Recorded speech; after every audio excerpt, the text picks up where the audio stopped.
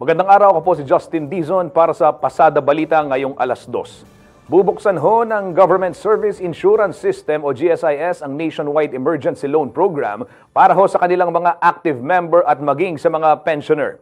Kasunod ho ito ng pagdeklara ni Pangulong Ferdinand Marcos Jr. ng State of National Calamity dahil sa pananalasa ng Bagyong Tino at ang banta ng Bagyong Uwan. Ayon ho kay GSIS President at General Manager Wick Veloso, mahalaga ang agarang tulong pinansyal para sa mga kawani ng gobyerno at retiradong naapektuhan ng pinsalang dulot ng serye ng mga kalamidad. Sa ilalim ng nasabing programa, maaaring umutang ng hanggang 20,000 pesos ang mga qualified active member, habang 40,000 pesos naman ang may existing loan na magre-renew na ibabawas na lamang sa kanilang natitirang balanse. Kinakailangang aktibo sa serbisyo ang aplikante, hindi naka-unpaid leave, walang anumang criminal o administrative case, may sapat na premium contribution at hindi bababa sa 5,000 pesos ang take-home pay. Papayagan ang aplikasyon mula po November 7 o ngayon pong araw hanggang February 7, 2026 sa pamamagitan ho ng GSIS Touch Mobile App. Babayaran ang loan sa loob ng 36 months na may 6% na interes kada taon.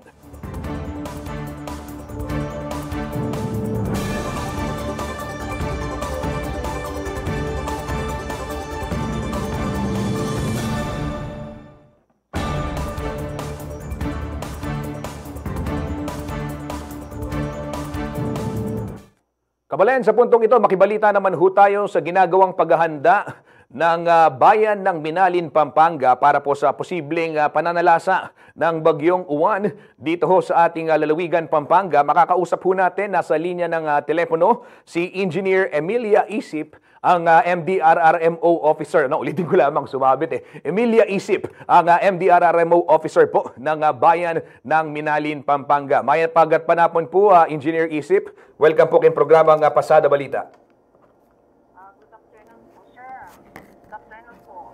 Apo. Sir, actually po, kanina, katapos lang po namin ng pre-disaster risk assessment meeting about to sa pagdating ng Super Typhoon 1. Opo.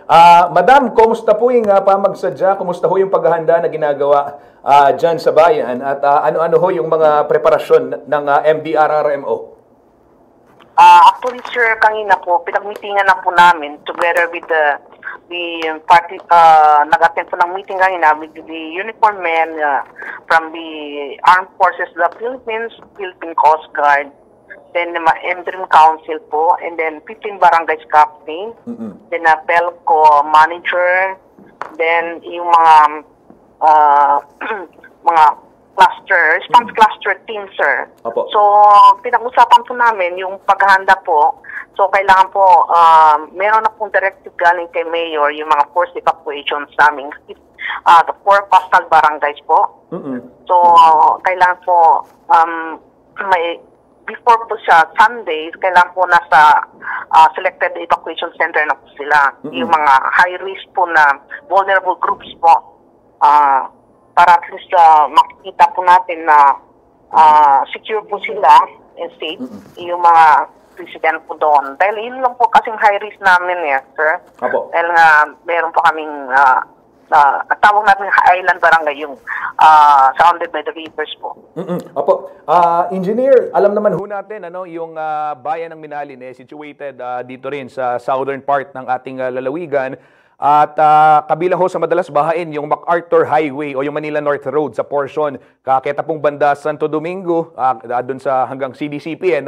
So kumusta ho yung access, paano ho pinaghahandaan ng LGU yung posibleng pagtatransport ng ating mga kababayan? Even in Santa Maria, I understand, malalim din yung tubig dun sa tapat ng school. So, kumusta ho yung mga kalsada? I mean, yung preparasyon ninyo para ho sakaling magkaroon ng mga kalsada na hindi pwedeng madaanan dahil historically ay naranasan na rin ho yan sa bayan.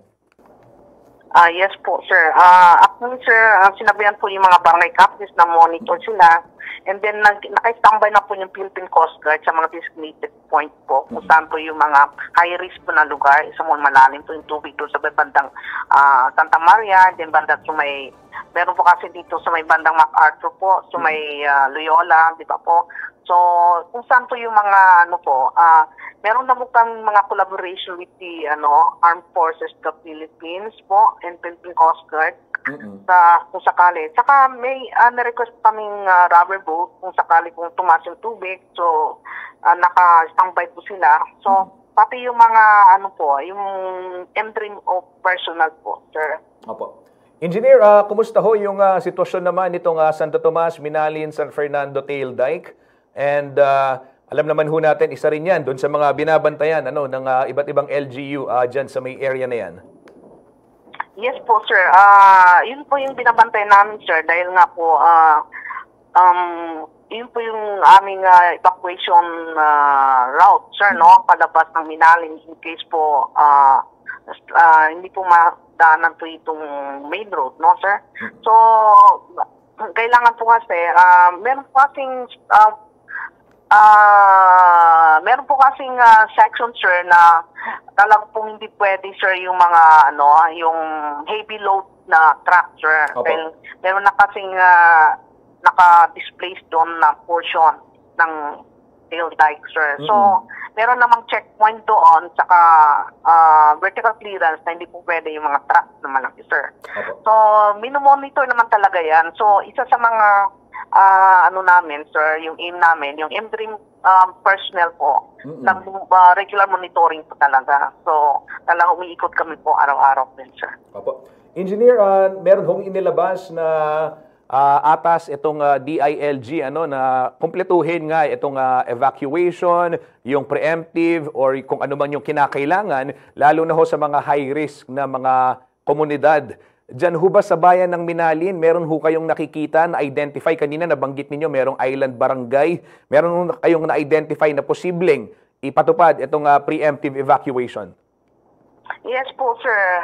Kanina po sinabi ko, nung nag-meeting kami ng PIDRA, sir, so sinabi po ni Mayor na forced evacuation po ay implement niya doon sa mga island barangay po, sir. So, yung mga families po, dadalhin po sa Barangay Bulak. So, kung hindi po sila kakasya doon sa mga designated evacuation center, sir, pupunta rin sila sa municipal evacuation center naman po.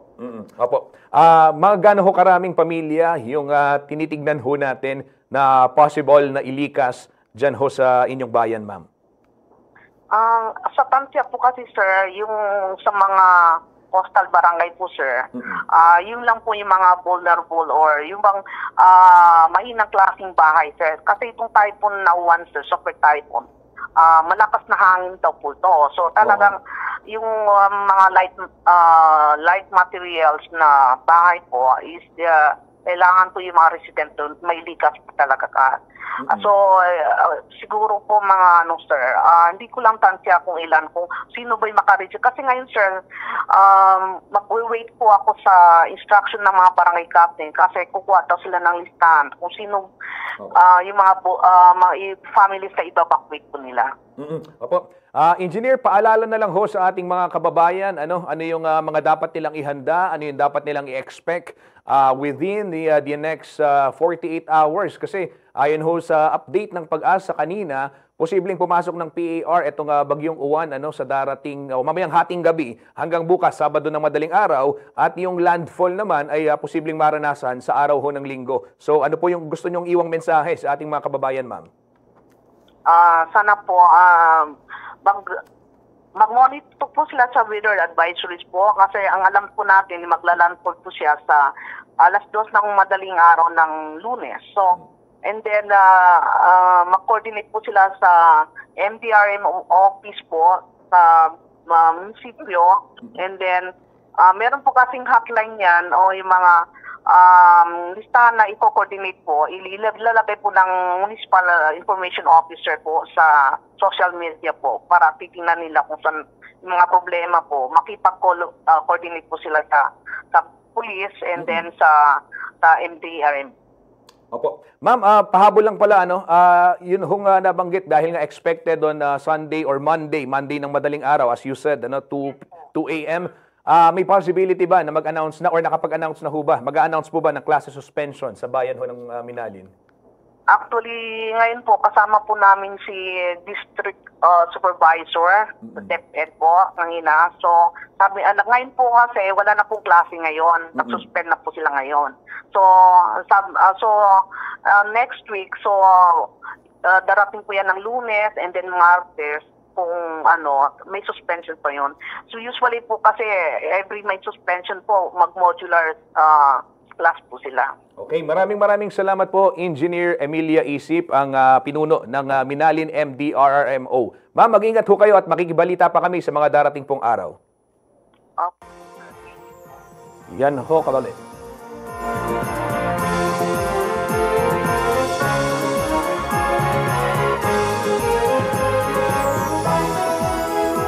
Mga kababayan, nalalapit na po ang pinakamakulay at pinakamasayang okasyon na bida, ang mga nagkikislap ang higanting parol ng City of San Fernando. 36 days na lamang po at Giant Lantern Festival na. Magkita-kita tayo sa Robinson Star Mills sa December 13, 2025. Para sa iba pang balita at updates, tutok.